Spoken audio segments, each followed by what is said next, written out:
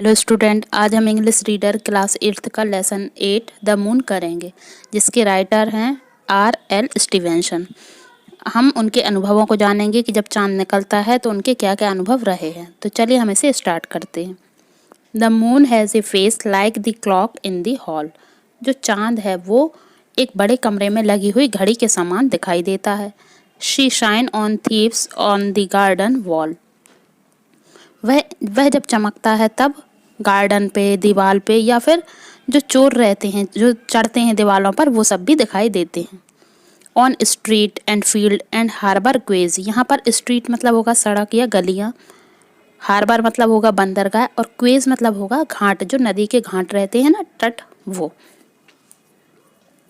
तो जो चांद है वो सड़कों पर, बंदरगाहों पर और नदी के घाटों पर भी दिखाई देता है।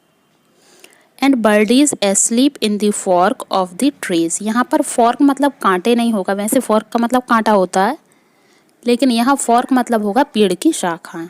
तो जो पक्षी हैं वो सो रहे हैं पेड़ों की शाखाओं पर, तो वो भी चंद्रमा की रोशनी में दिखाई देते हैं। The squealing cat and the squeaking mouse. यहाँ जो स्क्वेलिंग कैट है मतलब जो बिल्ली की आवाज़ है, जैसे बिल्ली म्याऊं बोलती है तो वो स्क्वेलिंग होगी, और स्क्वैकिंग मतलब होगा जो चूहा चींची की आवाज़ करता है ना, वो आवाज़ चूहे की होगी। तो the squealing cat and the squeaking mouse. जो चंद्रमा की रात है, जो चांदनी रात है, उसमें बिल्ली और चूहे भी आवाज़ कर रहे हैं। The हॉलिंग dog by the door of the house. और जो डॉग है उसकी आवाज़ को हम इंग्लिश में क्या कहेंगे? हॉलिंग। हॉलिंग मतलब भौंकना, या जो भी कुत्ते आवाज़ निकालता है उसको हम हॉलिंग कहेंगे। तो जो डॉग है वो दरवाजे के बाहर, घर के बाहर दरवाजे पर आवाज़ लगा रहा है। The bat that lies in the bed at noon. यहाँ पर जो BAT बैट है, बैट मतलब होगा चमगादड़।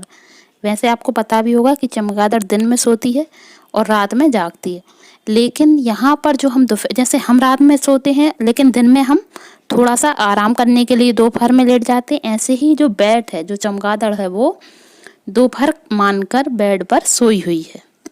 All love to be out by the light of the moon।